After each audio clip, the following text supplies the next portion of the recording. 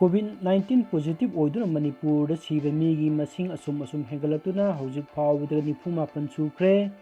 COVID-19 मरम होइदुना जेनिम्स Covid care centre दा लायंगदुना लाखिबा Covid virus positive होइबा मियोय अनि लेखिद्रबा मियोय अनि असि थारका हौजिक फावबदा COVID-19 मरम होइदुना मणिपुर सिगिबा मीगी मसिंग 94 सुख्रे। लेखिद्रबा मियोय अनि अदुदी थौबाल डिस्ट्रिक्ट तगी मसागी सही 34 सुरबा अमदी इम्फाल ईस्ट डिस्ट्रिक्ट तगी मसागी सही 35 सुरबा मियोय नि हाइरी। थौबाल डिस्ट्रिक्ट की लेखिद्रबा मियोय अदु ngarang नुमिदांग पुंग 5 मखाइरोम ताबा मतमदा लेखिदबनी। मियोय अदु अगस्त की तांग 12 दा COVID-19 पॉजिटिव ओइरे खंगबदगी जेनिम्स हॉस्पिटल की कोविड केयर सेंटर दा लायंगदुना लाखिबनी हाइरी। नकल अमरोम दा इम्फाल ईस्ट डिस्ट्रिक्ट की लेखिद्रबा नुपा अदुना ngarang नुमिदांग पुंग 6 लोम ताबा मतमदा लेखिदबनी। महाक्सु अगस्त 13 दा COVID-19 पॉजिटिव ओइरे हाइबा खंगलकपदगी जेनिम्स हॉस्पिटल की कोविड केयर सेंटर दा लायंगदुना लाखिबनी। लेखिद्रबा मियोय अनि असि हानादगी मसागी तोंगान तोंगानबा लैना लैबा मियोय ngaktani हाइरी। हौजिक मालेमदा लेप्पा लैतना संदरोक्लिबा COVID-19 पेंडेमिक असिगी ngakthoknaba chapchaba hidak ama phawba malemgi leba amatana puthokpa ngamdri। असिगुमलबा तंजा असिदा अइखोइना युमगी तंगाई फदबा मपान थोलकपा मतमदा मास्क अमदी हैंड सैनिटाइजर खक्तने इसाना इसादा सेफ ओइरे खंजदुना लोइनरगा चली। अदुबु अपुनबा इरैबा की महिरोइसिंग एम्सना थाजनिंगाई वाफमदी थमजनिंगको वाफमदी अइखोइना सिनरिबा हैंड सैनिटाइजर असि कयामुक यामना फरबनो हाइबसिनी। हौजिक मणिपुर योलिबा सैनिटाइजर अयाम्बा मथोंग मरम खंगदबा कंपनी कयाना कोविड की दमकता कैथेल नंगनबा पुथोकना अयाम्बनी। मरम मसिना एम्सना मसिदा अकनबा मियेंग चंगलकपनी हाइना अपुनबा इरैबा की महिरोइसिंग एम्स की पब्लिसिटी सेक्रेटरी सायोन मंगांग थादोरप चेरोल मन हाइरी। चेरोल असिन मखा तादुना तोंगान तोंगान सिनफमदा बिजनेस तौबगा लैरिबा कंपनी इंटरप्राइजेस अमदी फैक्टरी सिंगना हौजिकती हैंड सैनिटाइजर कया पुथोकलगली अमदी सेंदोंग याम लैबा बिजनेस अमगुमना चथरगली। मकोइसिंग असिना पुथोकलगली हैंड सैनिटाइजर सिंग असि कैथेलदा होटल फी योनबा तुकाल गाड़ी पार्ट योनबा तुकाल जेरोक्स तुकाल स्टेशनरी लेरक खुलकता अमदी पान दुकान सिंगदा वाई चाइरे। असिगुमलबा सैनिटाइजर सिंग असिगी एजेंसी सिंग मथोंग मरम अमा इखंग खंगद्रे कनम्बा एजेंसीना कदाइदगी पुरकपा पोनो कनादा वाकटकदोइनो हाइबा ज्ञान अमता ताद्रे।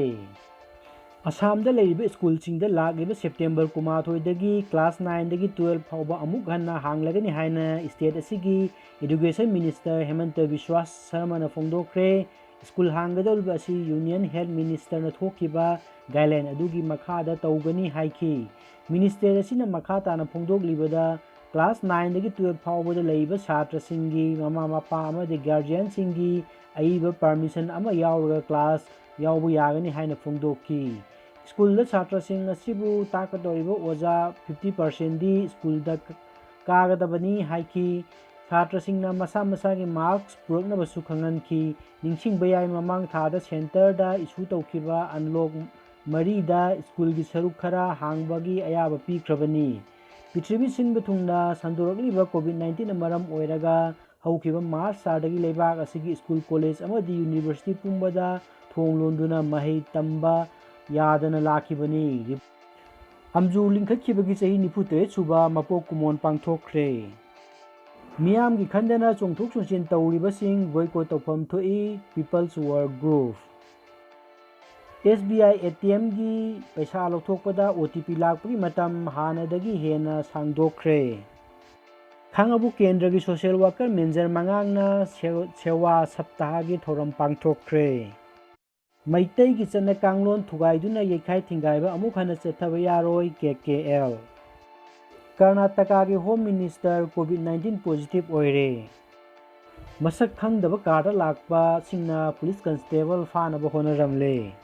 लोगसी ngarang nungthil pu 5 makarom tabu matamda Thawal district ki lamding khuman them laikai amadi sanga yungthangwa tainaba da masak khangdaba bitkar angangba masu MN1G 6564 tong lakpa mioi kharana Thawal district police constable oina lamding khuman them laikai dagi khuman them Suresh Babu sei 35 apokpa subonbu फारगा kidnap तौरगा कारदा हापलगा पुनब होनरिङैदा Lumding education welfare association की थौमिसिंग थेंनबदगी महाकु मतम साना कलहौरे महाकु फारगा पुनब होनरिङलिबसिंग अदुदी Maibam ब्लादिमिन alias थोइबा चही कुंथा माथोय सलुंगफमे लेकाय सिनाम सूर्यकांता सिंह चही कुन अपोकपा इंगोचा सलुंगफमे लेकाय समोय लाकपम विश्वनाथन शर्मा अपोकपा प्रखित शर्मा उखोकसांग ममांग लेकाय अमदी थांगसाबम दिलीप सिंह चही निफुमाथोय अपोकपा ब्रोजेंद्रो उरिपोक तखिलंबम लेकाय